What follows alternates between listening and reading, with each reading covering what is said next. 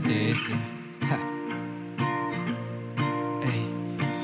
Me encanta cuando llegas con ese flow tan brutal y tu mirada incisiva me tiende a descontrolar. Tú fluyes, nene, eres como las guapas olas del mar. Me vuelves un poquito más payaso de lo normal. ¿Qué estás haciendo, nena, con este pobre humano?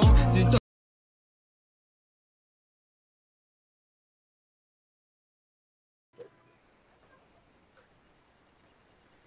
¿Qué tal? ¿Cómo están? Muy buenas tardes, bienvenidos. Soy Ronald Fernández y esto es Diálogo Abierto. Como todos los días tenemos invitados interesantes tratando temas que nos competen a ustedes y a la sociedad en general. Y hoy no es la excepción. Hoy nos acompaña el doctor Edgar Ortiz, con quien vamos a tratar un tema interesante. Doctor, muy buenas tardes, bienvenido. Muy buenas tardes, Ronald. Muy buenas tardes, amables amigos ya, después de tanto tiempo de estar en el aire. Gracias por su presencia aquí.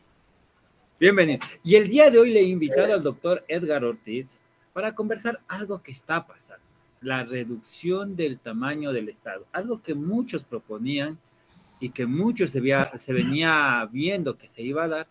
Hoy lo estamos palpando con la fusión de los ministerios, el recorte del personal. Y para eso hemos querido conversar con alguien que conoce del derecho y que sabe si es que esto se puede o no se puede hacer legalmente.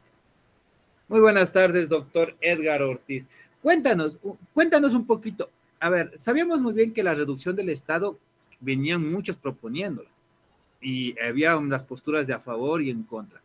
¿Esto constitucionalmente se puede dar?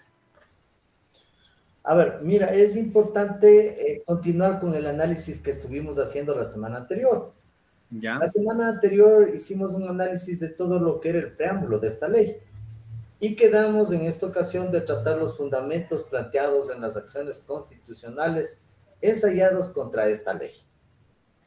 Entonces, con tu venia, si me permites... A ver, sigue, porque quería tratar, había unas 3 temitas que estaban en el aire que se ven, bueno, que hoy se dan, y a raíz de eso también hay una marcha. Sí, verás, por ejemplo, se dice que se afecta a lo dispuesto por el artículo 81 de la 2C, referente a la estabilidad de los funcionarios públicos.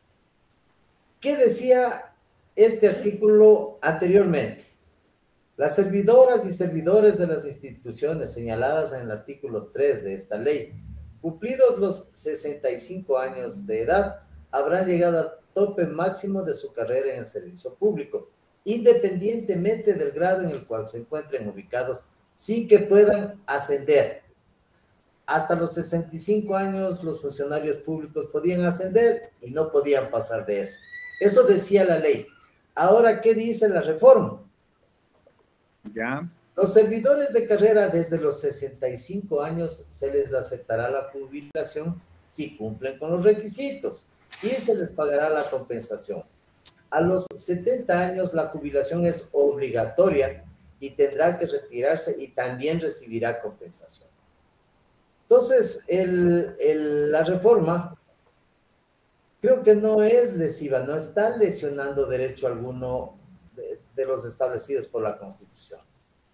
Según los presupuestos de esta ley, ¿no es cierto?, se busca la excelencia en el servicio público a través de la evaluación del desempeño y mejora permanente. Pero la objeción que se ha manifestado en estas acciones constitucionales dice que podrían existir arbitrariedades del poder si se aplica indiscriminadamente a quienes no se alinearon políticamente con el gobierno. No son objetivas, serán discrecionales y atentan contra la estabilidad y la no discriminación. Y que vulneran lo establecido en la Constitución en el artículo 11. Cualquier acto regresivo de derecho es inconstitucional. Que igualmente la Constitución establece la estabilidad laboral de los servidores públicos y que afecta los intereses de ellos en el tema de su estabilidad. El artículo 11 de la Constitución bien podría ser considerado como el continente de todos los principios humanitarios. Por eso considero que es importante analizar qué es lo que dice. El ejercicio de los derechos será regido, dice el artículo 11, por los siguientes principios. 1. Los derechos se podrán ejercer, promover y exigir de forma individual o colectiva ante las autoridades competentes. Estas autoridades garantizarán su cumplimiento. Este elemento no es afectado de ninguna manera con la reforma. Veamos el 2. Todas las personas son iguales y gozarán de los mismos derechos, deberes y oportunidades. Nadie podrá ser discriminado por razones de etnia, lugar de nacimiento, edad, sexo, identidad de género, identidad cultural, estado civil, idioma, religión, ideología, filiación política, pasado judicial, condición social, socioeconómica, condición migratoria, orientación sexual, estado de salud, portador del VIH, discapacidad, diferencia física, ni por cualquier otra distinción personal o colectiva, temporal o permanente, que tenga por objeto o resultado menoscabar o anular el reconocimiento, goce o ejercicio de los derechos. Ya. La ley sancionará toda forma de discriminación. El Estado, dice, adoptará las medidas de acción afirmativa que promuevan la igualdad real en favor de los titulares de derechos que se encuentran en situación de desigualdad. En este componente tampoco veo afectación alguna, porque, por ejemplo, no está diciendo que a los funcionarios públicos que sean de la etnia, por decir algo, no es que sea así, de la etnia sáchila, serán eliminados de las nóminas de la burocracia. Edgar, me gustaría preguntarte, ¿cuántos funcionarios públicos, por decirlo, de la etnia sacha existen en el Estado trabajando? No tengo un dato que te pueda informar, sería de investigar, no. Sí, o sea, sería interesante porque... podría yo decirte, mira, afrodescendientes hay tantos, sáchilas hay tantos. Sí, o sea, sería interesante porque en base a eso se podría saber también cuántas personas con discapacidad, o sea, si el Estado también cumple con las normas que exige al resto, que yo creo que sí debe cumplir con un cierto grado. Pero más allá de que cumpla esto, lo que me parece interesante es, a ver, ¿cuántas personas pasados los 60 años acceden a una plaza de empleo? ¿Cuántas personas pasados los 40 años tienen trabajo estable? Difícilmente, mira, los trabajos estables de nómina con el Estado, pasados los 60 años son muy escasos, la oferta es muy escasa. Usualmente se ha privilegiado a la juventud y a las personas que pasan de los 40 años inclusive, ya dicen que ya es muy mayor para el... Ya está estigmatizado. Sí, entonces hay una estigmatización, de hecho, no legal, hay una estigmatización de hecho por la edad. Sin embargo, aquí estamos hablando de los derechos generales, si se han visto o no afectados por esta ley. Lo que yo quería saber es qué tanto la ley se puede aplicar, porque si bien está claro, lo que dice el papel es una cosa, lo que se hace etimológicamente es otra cosa. Entonces, ¿qué tanto se puede garantizar? Por ejemplo, en el papel exigen, o en la Constitución exige que haya trabajadores con discapacidades dentro de todas las empresas. ¿Cuánto de eso se hace realidad? O sea, ¿cuánto de eso sí se cumple? Entonces... O sea, hay que ver y hay que estar de acuerdo que si plasmamos algo en papel, también tenemos que ver cuál es el proceso para que eso se ejecute, porque en caso contrario, simplemente quedan palabras al viento. Bueno, en la función pública de varios organismos del Estado que conozco por diversas razones, en los que en algún momento he estado sirviendo, esa norma se cumple, ¿eh? O sea... En algunas funciones del Estado. Una cuota de... si no me equivoco, creo que es el 3 o el 5% del personal pertenece a este grupo de personas con atención prioritaria en el país.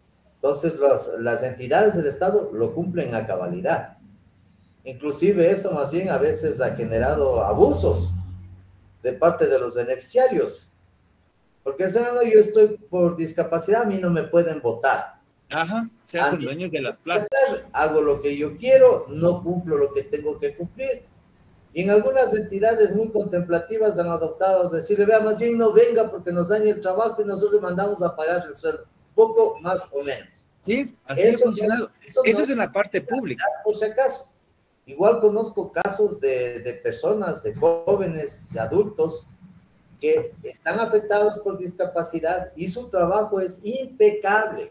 Inclusive conozco una joven del Consejo de la Judicatura, que no voy a decir su nombre por obvias razones, que con su discapacidad y aparte de generar un trabajo impecable, se sigue preparando.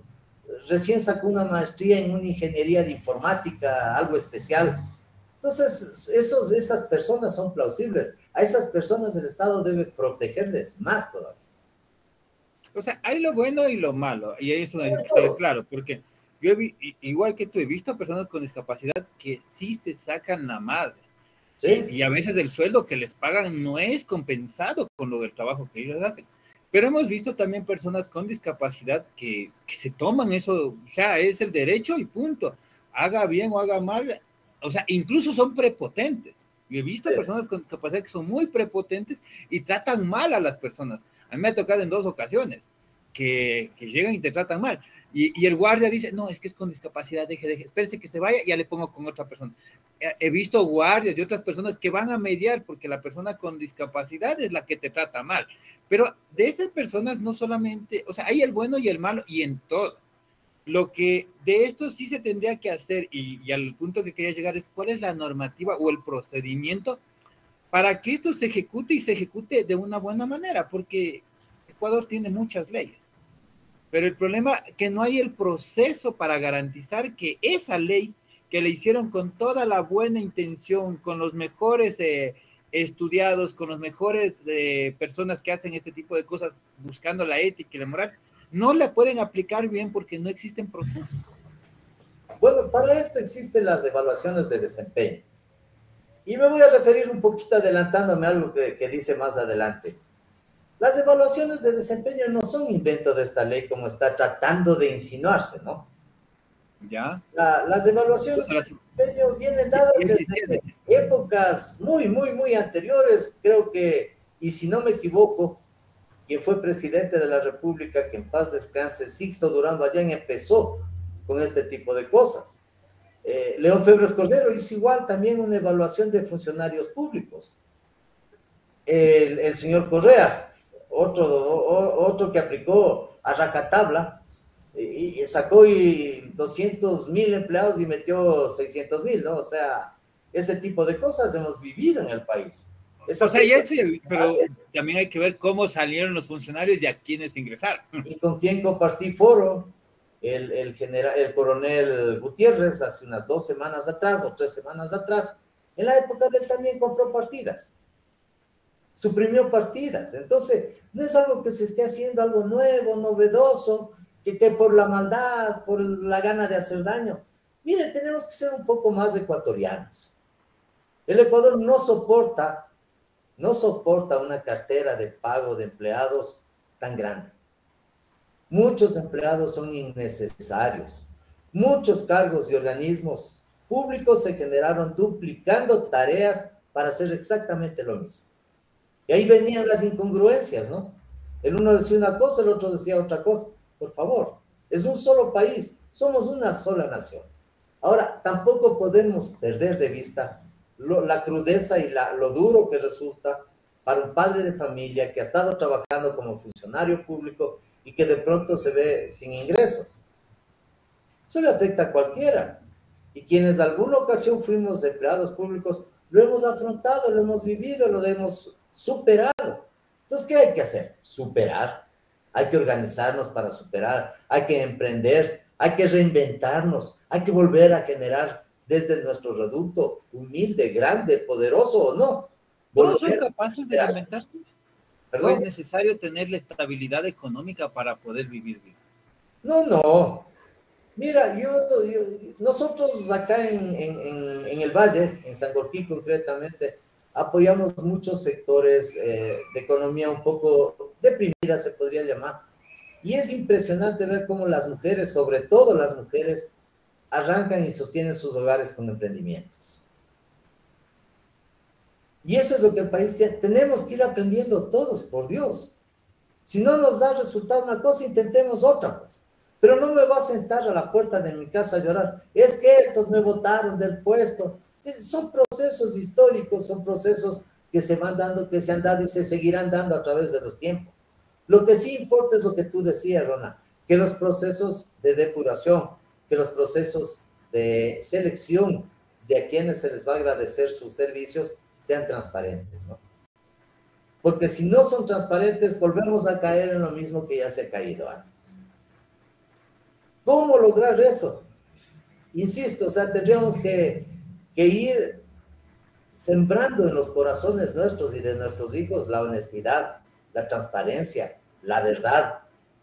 Entonces, en el Ecuador es un poco complejo porque, no sé, pero una gran mayoría tiene la idea del sapo, del vivo, aquí le doy en la cabeza a mi vecino o al del tienda y me devuelvo el vuelto. O sea, me dan de más el vuelto, yo devuelvo. Y eso lo puede testificar cualquiera.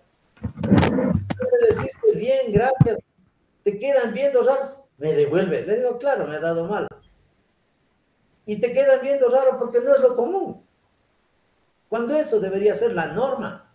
Entonces, ¿quiénes estamos errados? Los padres, no hemos formado hijos adecuadamente. Nuestros hogares son los que están fallando. Y el hogar es el fundamento de la sociedad está fracasando, por eso hemos fallado en nuestros hogares. Pongámonos un mea culpa y aprendamos a ser buenos padres, buenos ejemplos. Se enseña no con palabras, se enseña con el ejemplo. Con acciones. Así es. Tenemos una cultura, un fuerte trabajo para educar a la población civil. Es que no estamos acostumbrados a eso. Tenemos que empezar a reeducar a los mayores. Los mayores son los que tenemos que ir revisando nuestras actitudes para comprender que nuestros actos van a ser replicados por nuestros hijos y nuestros nietos mañana. Yo creo que ahí tenemos el gran problema. ¿Cómo hacer que el adulto, o sea, que los mayores quieran hacer cosas distintas? Y son los que imponen su voluntad, son los que con su criterio de formación y experiencia quieren imponer el criterio a los demás. Que primero que entren en amor propio, pues. Por punto honor, pues. O sea, todos tienen amor. No sé amor a qué, pero tienen el amor. Yo he visto muchos que... No, digo por amor propio, o sea, por yo mismo, o sea, que de mi nombre no se hable mal, que de mí no se diga nada malo. Dar un buen ejemplo, eso es ese tipo de cosas que yo no sé qué pasó. O sea, hay un momento en la sociedad como que se perdió. A mí me formaron con esos valores, pienso que a todos los de mi generación se formó con esos valores. Mis compañeros de colegio, creo, contienen y mantienen esos valores. Yo les he visto en sus vidas. Pero de ahí en adelante, ¿qué pasó?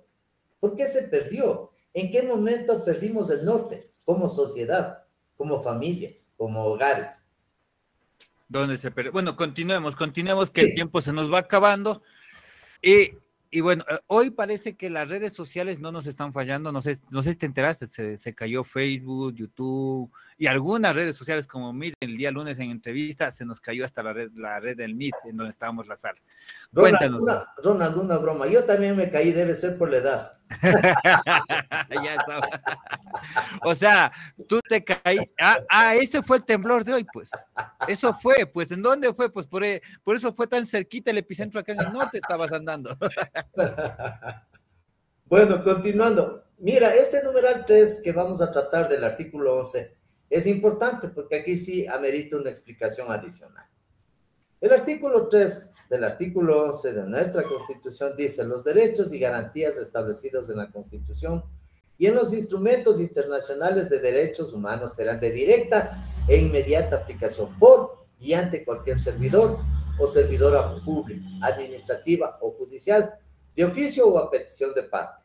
Para el ejercicio de los derechos y las garantías constitucionales no se exigirán condiciones o requisitos que no estén establecidos en la Constitución o en la ley. Los derechos serán plenamente justiciables, no podrán alegarse falta de norma jurídica, y voy a hacer un comentario a esto, para justificar su violación o desconocimiento, para desechar la acción por esos hechos, ni para negar su reconocimiento. Antes de la Constitución esta, recordemos que había jueces que decían: es que está la ley en la Constitución, sí, pero no hay el reglamento, no puedo aplicar. Esto ha cortado las alas al menos de eso. Es una de las pocas cosas buenas que tiene esta Constitución. Este numeral establece, esto es lo importante, ¿no? Lo que les voy a comentar. Este numeral establece 3 principios fundamentales. El primero, el principio de oficiosidad. conocido también en doctrina jurídica como el jura novit curia. Y por este principio el juez o tribunal ejerce la función de garante sin necesidad de que nadie lo pida, en cumplimiento de una obligación jurídica constitucional, sin perjuicio de que las partes lo puedan pedir o alegar, ¿no? El principio de la aplicación directa e inmediata establece por medio del cual el juez o tribunal por sí o ante sí debe aplicar la norma constitucional y las señaladas en los instrumentos internacionales que contengan derechos o garantías directa e indirectamente. A esto es lo que se llama el bloque de constitucionalidad. Los convenios internacionales que son aplicables directamente en Ecuador al haber sido ratificados. Lo cual significa que en su facultad el ejercicio de la función de garante independiente y autónomo, sin que requieran de trámite alguno o de consulta a otro órgano del poder público y que difiera su aplicación por otro momento procesal o que otra autoridad resuelva sobre su aplicación. Es el juez per se, que dice la Constitución, el convenio tal, dice tal cosa. Por ejemplo, las personas que tienen problemas de alimentos han de haber visto que las providencias de los señores o señoras jueces de menores, de familia, establecen, y el tal artículo del convenio internacional de Pará, eso es en Brasil, o el convenio tal de tal parte, quiere decir que están aplicando principios de convenios internacionales de modo directo por esta disposición legal. El segundo principio que establecen es el de incondicionalidad, que se encuentra establecido en el inciso segundo de este mismo numeral 3, de este mismo artículo 11 de la Constitución de la República. Y en aplicación de este principio, el juez o tribunal no puede exigir requisitos o condiciones que no estén establecidos en la misma Constitución o en la ley, y que reconoce estos derechos y garantías.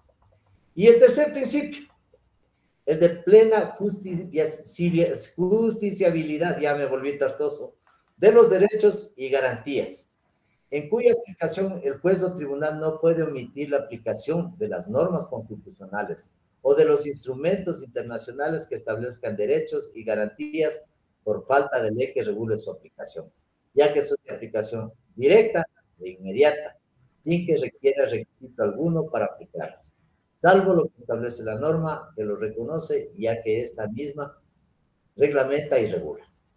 Este principio de sí es importante y se hace este análisis adicional. ¿Por qué?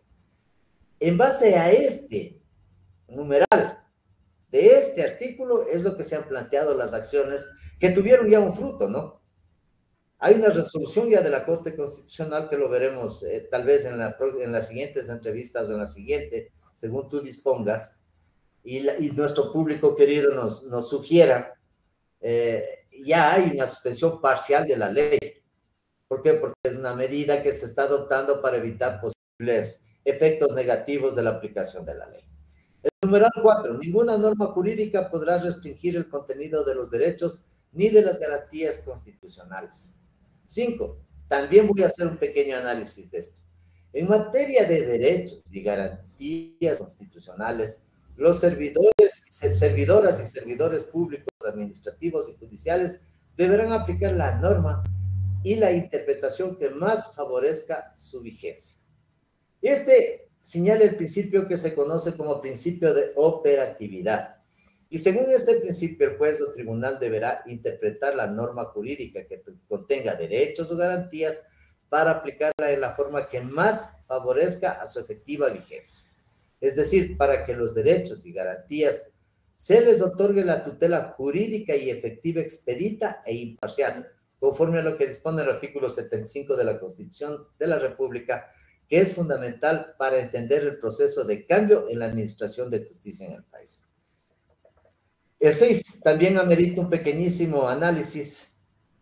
El 6 dice, todos los principios y los derechos inalienables, irrenunciables, indivisibles, interdependientes y de igual jerarquía. Señala el principio de inalterabilidad. Y según este principio, las violaciones de los derechos y garantías reconocidos en la Constitución de la República y en los instrumentos internacionales no admiten ninguna causa de convalidación ni se sanean por el transcurso del tiempo, por lo que las acciones de violación de estos derechos y garantías son imprescriptibles. Esto es muy importante. Cuando ha habido un derecho constitucional y no se ha reclamado a tiempo, porque existen tiempos para hacer determinados reclamos, cuando se trata de estos derechos, se tornan en imprescriptibles. Es decir, pueden ser reclamados en cualquier momento que se requiera.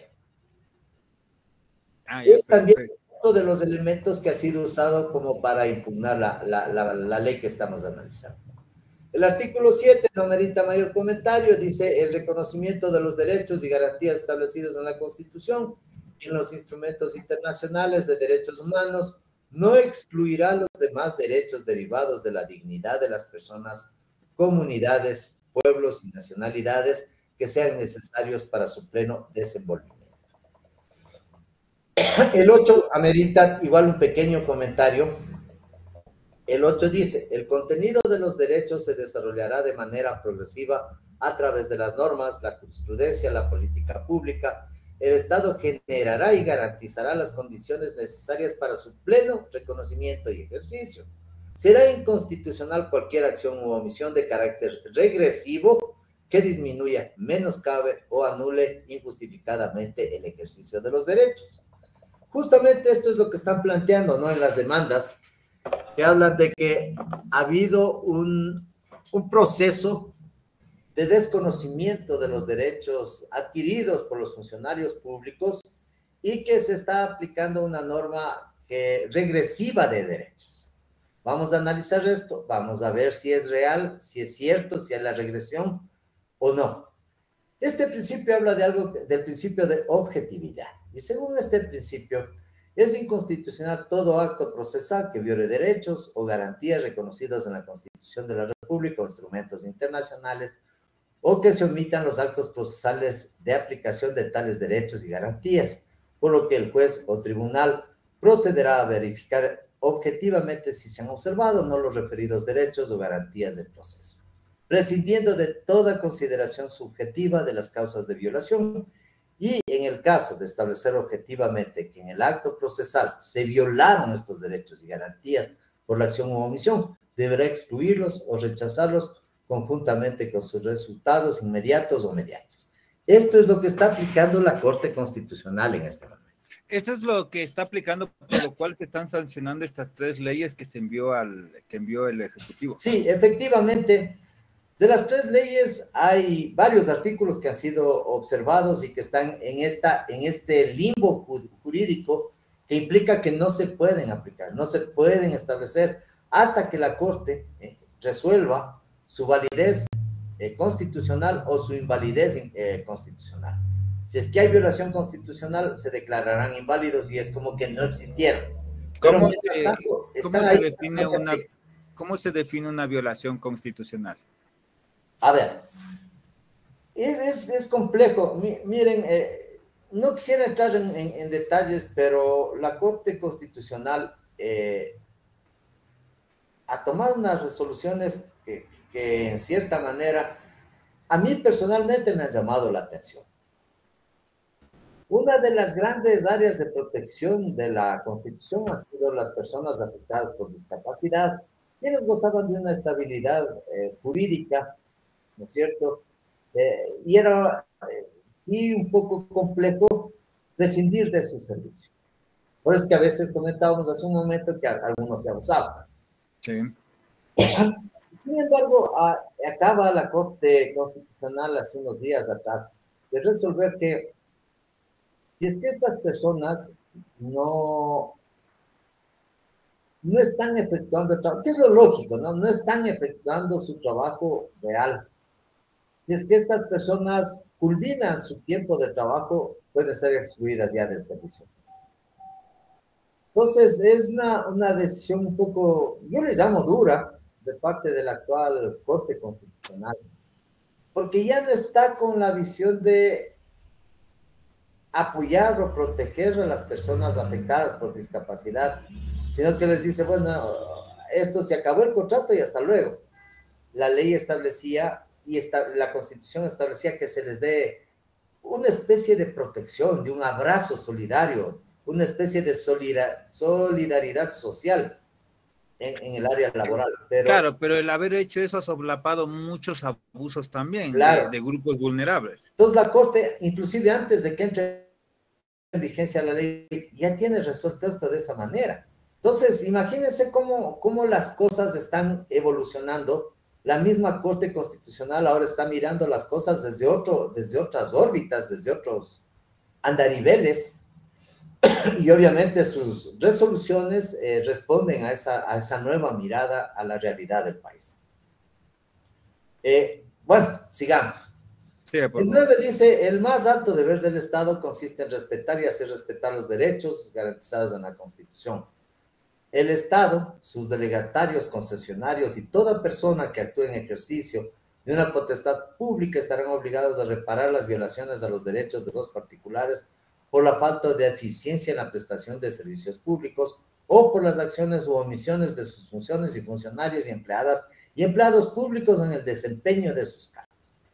El Estado ejercerá de forma inmediata el derecho de repetición en contra de las personas responsables del daño producido, sin perjuicio de las responsabilidades civiles, penales y administrativas.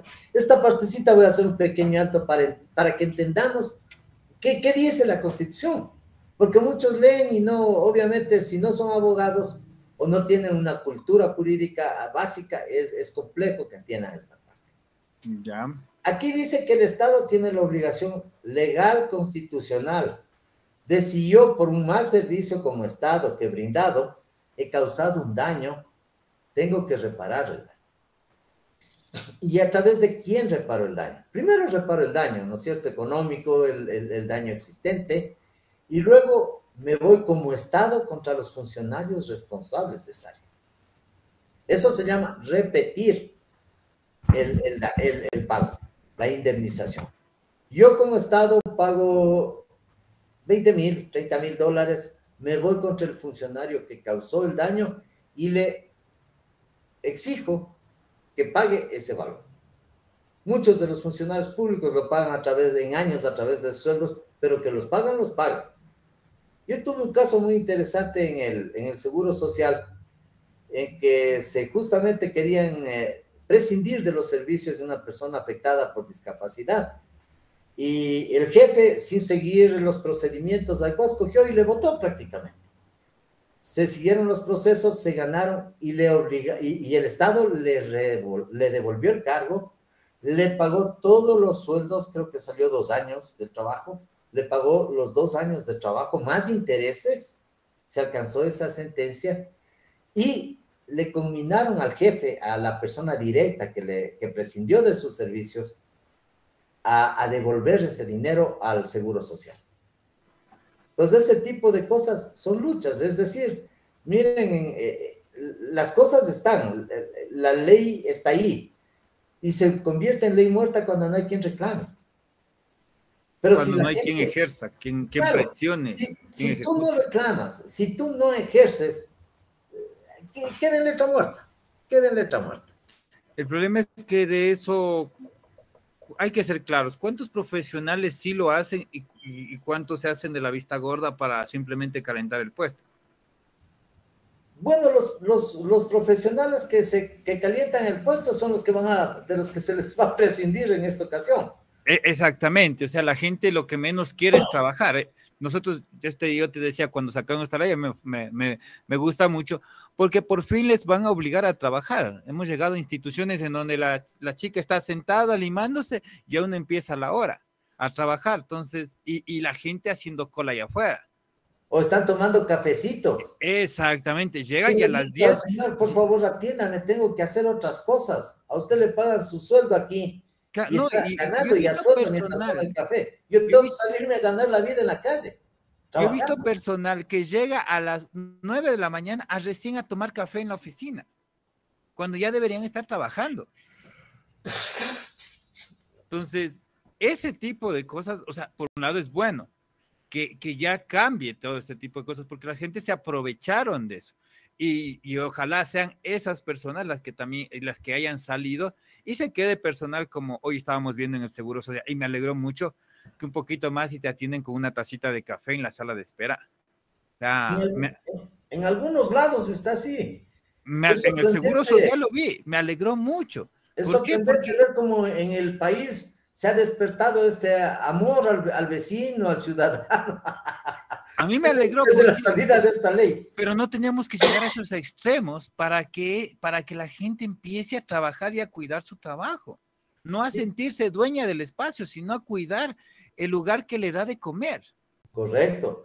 Y entender que si está ganando un sueldo es en base a la contribución que los ciudadanos hacemos con nuestros impuestos. Que es decir, todas esas personas que llegan son empleados nuestros, no nosotros de ellos. Y lo mismo que pasa en el IES es lo que debe de estar pasando en los hospitales de salud. La gente allá afuera llegaba y los de caja nunca atendían. En los subcentros pasaba lo mismo.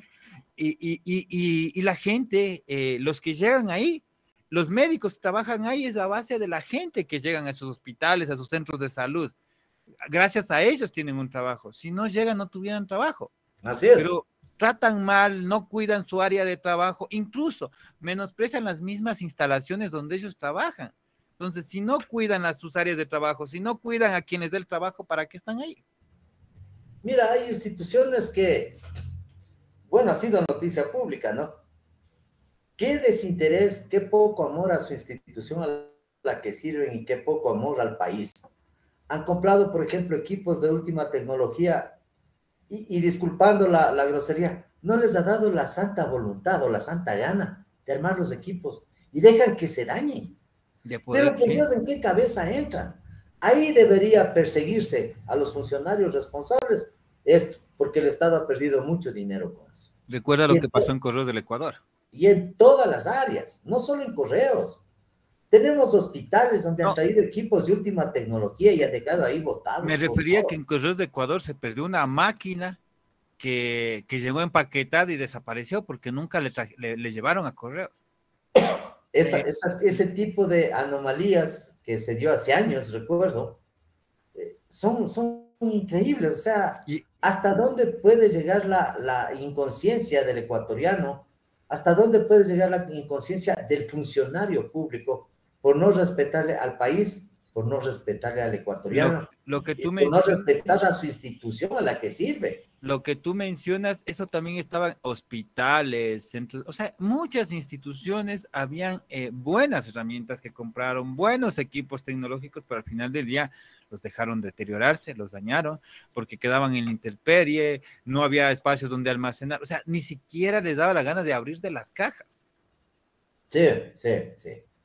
Entonces, es lamentable esa situación, pero me alegra que esto esté cambiando. Ahora, ¿qué es lo que se vienen bullas? Se viene una marcha pacífica encabezada por el presidente Daniel Noboa. Lo acaba de decir, yo lo he subido en mis redes sociales también, indicando que el 12 de agosto hay una marcha pacífica. ¿Qué es lo que se pretende lograr? Porque se bloquearon algunos artículos de estas 3 leyes que envió el Ejecutivo al Legislativo. Bueno, en esta ley, básicamente la Corte Constitucional bloqueó solo la transitoria. En las otras leyes sí están suspendidos los efectos de algunos artículos. Voy enseguida a la marcha, pero déjame terminar solamente este artículo para que quede al menos leído. Dice, el Estado será responsable por detención arbitraria, error judicial, retardo injustificado o inadecuado de la administración de justicia, violación del derecho a la tutela judicial efectiva y por las violaciones de los principios y reglas del debido proceso. Es decir, en directo no estaría afectando esto porque está hablando del área judicial, no normativo-administrativa. Cuando una sentencia condenatoria sea reformada o revocada, el Estado reparará a la persona que haya sufrido pena como resultado de tal sentencia y declarada la responsabilidad por tales actos a los servidores y servidoras públicas, administrativos o judiciales, y se repetirá en contra de él. Recordemos algunas sentencias que nos han venido del exterior, de la Corte Interamericana de Derechos, y que le ha significado al país egresos considerables de indemnizaciones para para las personas que han sido afectadas por estas sentencias irregulares o por estos actos irregulares del Estado en sus épocas correspondientes. Y bueno, la pregunta es, ¿y se hizo la repetición de esos pagos? Que yo sepa, no.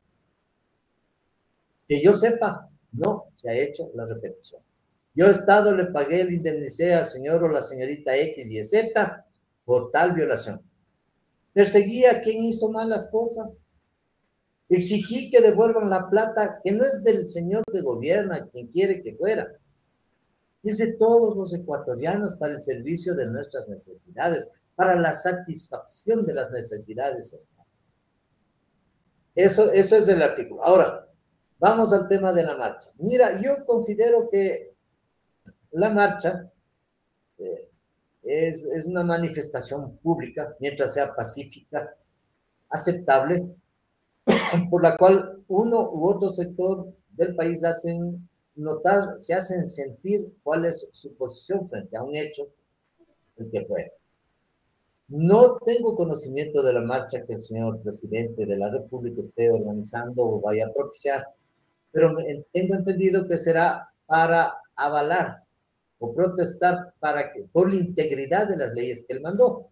Exactamente, sí. ¿Por qué? Porque si, por ejemplo, hay una ley en la que se le amputa ciertas disposiciones legales, queda mal, pues, o sea, no es coherente, queda con vacíos, y al no ser coherente y quedar con vacíos, se torna en inaplicable. Entonces, eso, me imagino que esa debe ser la razón. Igual tengo entendido que va a haber otra marcha que está peleando, en cambio, por las cosas que han demandado, por estas leyes que las consideran, que afectan los derechos constitucionales, que acabamos de ver, ¿no? Que acabamos de leer y no hay tal. No es así. No hay afectación a ninguno de los artículos, hasta los que hemos visto. Bueno, hasta el momento no, pero yo pensaría que la gente estamos acostumbrados a que siempre, o sea, a dejarlo a medias, a no completar los procesos. Y en base a eso siempre hay que entrar el hueco legal en donde alguien puede aprovecharse de eso. Mira, lo vería yo desde ese punto de vista por los temas que hemos topado, que al final del día alguien siempre se ha abusado o se ha aprovechado de ciertas actividades, o sea, ciertas leyes. Mira, aquí lo que sí hay y amerita una observación especial es el artículo 58 de la Ley Orgánica del Servicio Público. Porque ahí sí hay un cambio. Entonces, todas estas cosas, como decíamos antes, ya se han dado. Pero el artículo 58 habla específicamente del contrato ocasional. Y el artículo 58 de la LOCED es cambiado totalmente. Decía el artículo 58 que estos contratos existen para satisfacer necesidades ocasionales de las instituciones públicas y pasado el año se convertirán en definitivos. Y se estableció un porcentaje máximo de contratos ocasionales del 20% en las instituciones. El actual ley, el artículo 58, ¿qué está planteando?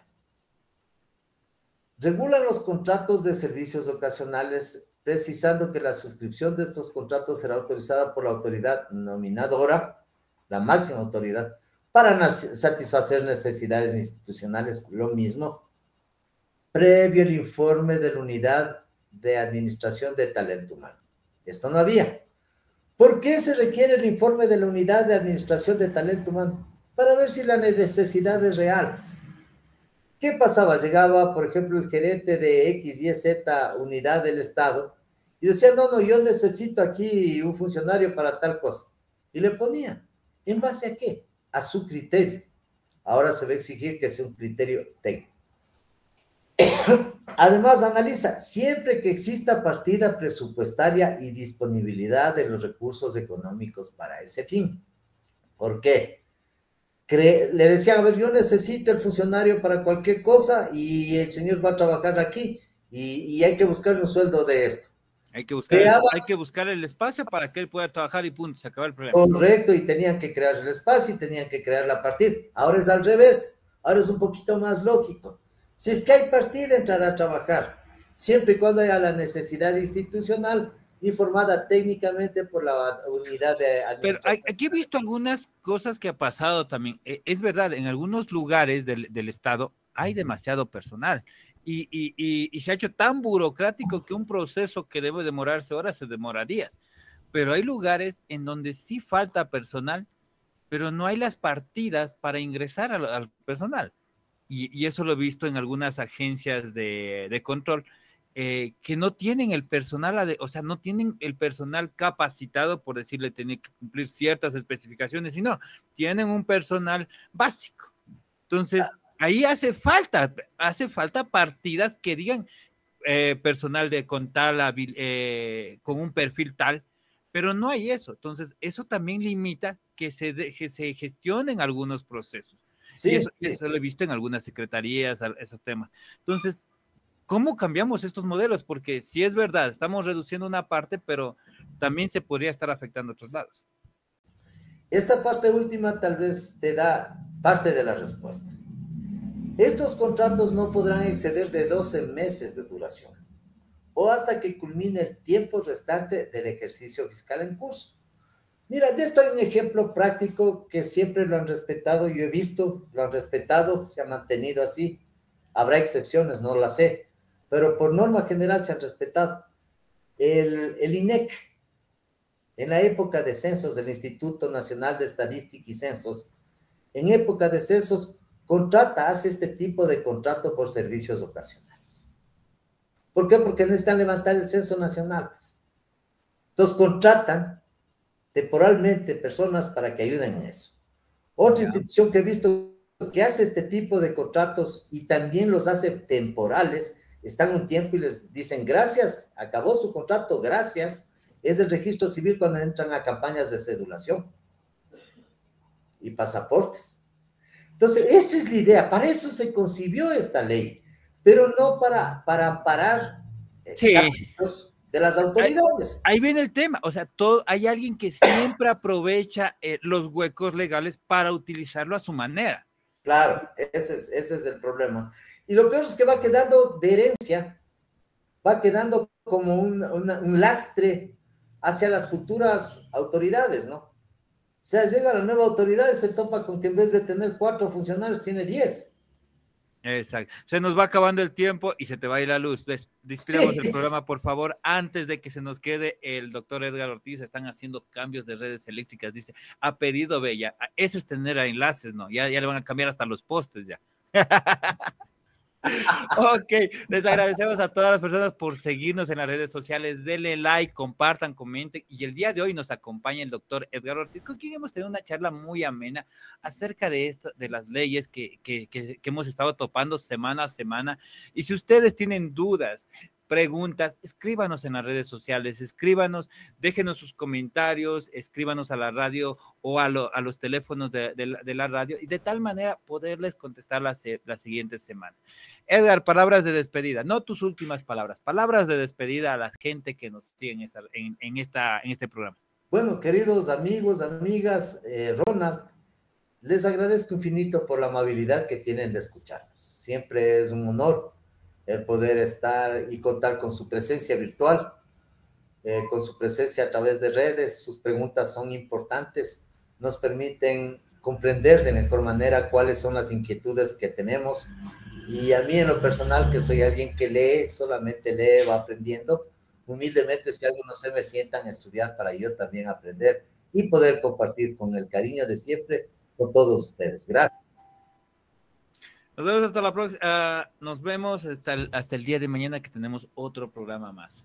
Muchas gracias. Denle like, compartan y comenten. Déjenos sus comentarios, son importantes. Una linda noche, gracias.